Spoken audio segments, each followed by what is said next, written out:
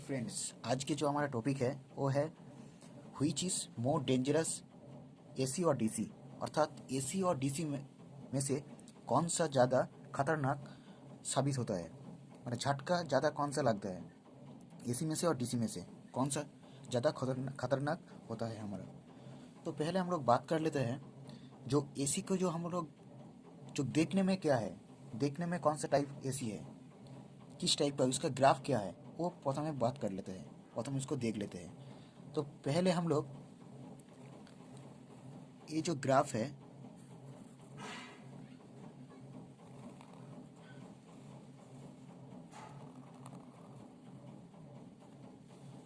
ये जो ग्राफ है ये एसी का ग्राफ, एसी टाइप का ग्राफ है। अर्थात एसी, ये जो वोल्टेज का ग्राफ है ये मैक्सिमम 240 वोल्ट और ये है 0 पॉइंट।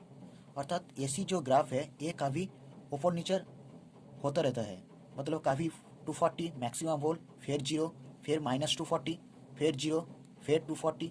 अर्थात ये जो एक प्रकार से इसको फ्रीक्वेंसी अर्थात साइकिल, ये जो साइकिल कंप्लीट हो रहा है, एक बार 0 से 240 मैक्सिमम, फिर 0, फिर -240, फिर 0, इसको हम लोग इस साइकिल को हम लोग फ्रीक्वेंसी कहते हैं।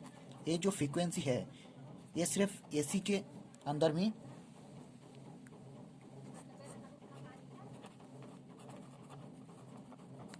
ये जो फ्रीक्वेंसी है ये सिर्फ एसी के अंदर ही आता है। डीसी में फ्रीक्वेंसी नहीं होता। ये जो डीसी में जो फ्रीक्वेंसी है, डीसी में कोई फ्रीक्वेंसी नहीं है। ये जो डीसी है ये सिर्फ डायरेक्ट करंट, ये सिर्फ इस टाइप का करंट अर्थात कांस्टेंट रहता है, इसमें कोई फ्रीक्वेंसी नहीं रहता। तो यहाँ पर एक बहुत सारा साइंटिस्ट ने इसको देखा है।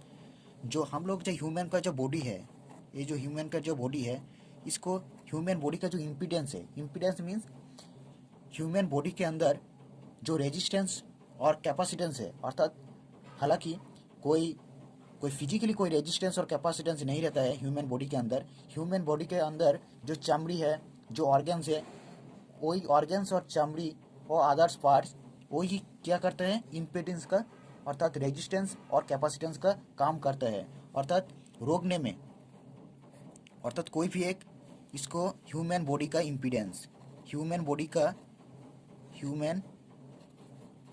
बॉडी का इम्पीडेंस कह सकते हैं। इम्पीडेंस मीन्स कोई भी ताकत, कोई भी झेलने का ताकत। इम्पीडेंस मीन्स कोई भी करंट व शॉक से झेलने का ताकत का मीन्स इम्पीडेंस कह सकते हैं। इम्पीडेंस अर्थात आप बोल सकते हैं, जो विभिन्न साइंटिस्ट से इसको देखा है, जो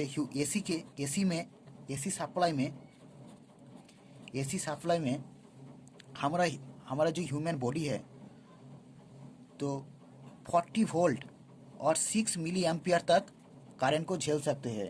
40 वोल्ट और 6 मिली एम्पियर करंट को एसी सप्लाई में झेल सकते हैं। और ये ज़्यादा से ज़्यादा जो बंदा थोड़ा हेल्दी है वो ज़्यादा से ज़्यादा 40 से 20 वोल्ट और 9 मिली एम्पियर तक करंट को झेल सकते हैं।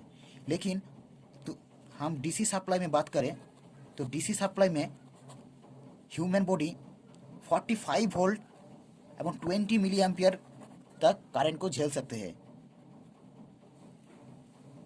45 से 50 वोल्ट तक और 20 मिली एम्पियर तक करंट को झेल सकते हैं।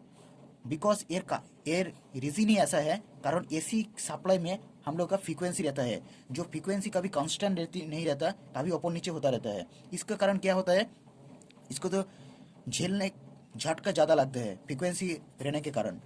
तो एसी सप्लाई में इसका मेन ही रीज़न है फ्रीक्वेंसी रहने के कारण। इसको क्या है, हम लोग सिर्फ 40 वोल्ट और 20 वोल्ट तक झेल सकते हैं और 6 मिली एम्पियर और 9 मिली एम्पियर तक करंट को हम लोग झेल सकते हैं। लेकिन डीसी सप्लाई में हम लोग इसमें थोड़ा इम्पीडेंस थोड़ा कम होता है ह्यूमन बॉडी का। बेसी करंट, बेसी वोल्टेज झेल सकते हैं। 45 से 50 वोल्ट तक हम लोग झेल सकते हैं। तो इसका मेन रीज़न यही है, फ्रीक्वेंसी रहने के कारण हम लोग इसको ज़्यादा झेल नहीं सकते एसी सप्लाई को। ताई AC supply is more dangerous than DC. AC supply is more dangerous ज़्यादा से ज़्यादा खतरनाक है AC supply then DC. DC supply से एसी सप्लाई ज़्यादा खतरनाक। इसका एक ही कारण है, कारण एसी सप्लाई के अंदर फ्रीक्वेंसी रहता है। जो फ्रीक्वेंसी रहने के कारण ये जो करंट और वोल्टेज की जो फ्रीक्वेंसी ये ऊपर नीच होता रहता है। इसके कारण हम लोग की झटका ज़्यादा लगता है। ज़्यादा से ज़्यादा दर हम लोग सह नहीं पाता एसी सप्लाई को। वही भाई डीसी सप्लाई को हम लोग उससे ज़्यादा तक झेल सकते हैं डीसी सप्लाई को। बिकॉज इसका एक ही कारण है, कारण डीसी के अंदर फ्रीक्वेंसी नहीं रहता है। डीसी के कोई फ्रीक्वेंसी नहीं रहता है। डीसी कांस्टेंट है। इसका जो करंट है डायरेक्ट करंट कांस्टेंट रहता है। इसको कोई फ्रीक्वेंसी नहीं रहता। तो ভিডিওটি ছেড়ে রাখা, ভিডিও যদি কোনো কিছু ভালো লেগে থাকে ভিডিওটি মাস্ট সাবস্ক্রাইব আওয়ার চ্যানেল।